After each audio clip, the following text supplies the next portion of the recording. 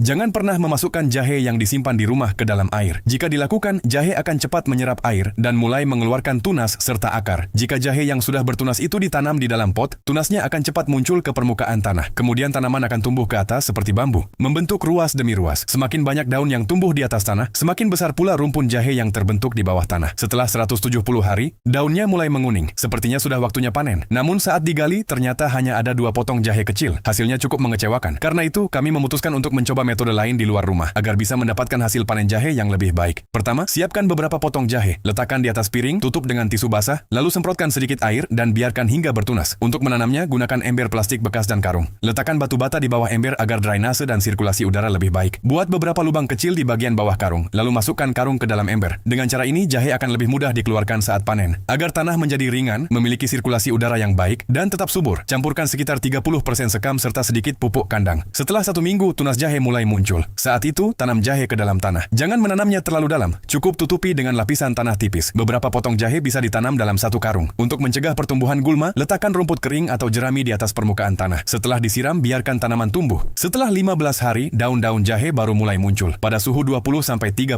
derajat Celcius, hanya dalam 40 hari tanaman sudah tumbuh cukup lebat. Kulit telur dari rumah juga bisa ditambahkan. Kulit telur dapat membantu menyuburkan tanah dan mendukung pertumbuhan tanaman. Pada hari ke-80, daun jahe sudah mencapai panjang sekitar 60 cm. Pada tahap ini, beberapa cacing tanah dapat dimasukkan ke dalam tanah. Cacing tanah sering disebut sebagai insinyur tanah karena mereka membantu menggemburkan tanah dan menghasilkan cacing yang dapat meningkatkan sirkulasi udara serta kesuburan tanah. Namun jangan memasukkan terlalu banyak cacing karena justru dapat menimbulkan masalah. Selain itu, potong rumput dari kebun menjadi bagian-bagian kecil, lalu letakkan di atas permukaan tanah. Rumput tersebut akan perlahan membusuk dan berubah menjadi kompos. Pasang beberapa batang penyangga agar tanaman dapat tumbuh dengan lebih kokoh. Setelah beberapa waktu, tanaman pun siap dipanen. Pada bulan ke-6, akhirnya tiba waktunya untuk memanen jahe. Tanaman ditarik keluar bersama akarnya. Di bawah tanah terlihat rumpun-rumpun jahe yang besar. Bahkan ada beberapa jahe yang begitu besar hingga sulit dikeluarkan. Di tempat kami, pada musim dingin, harga jahe bisa mencapai sekitar 10 yuan per kilogram. Entah berapa harga jahe di tempat kalian.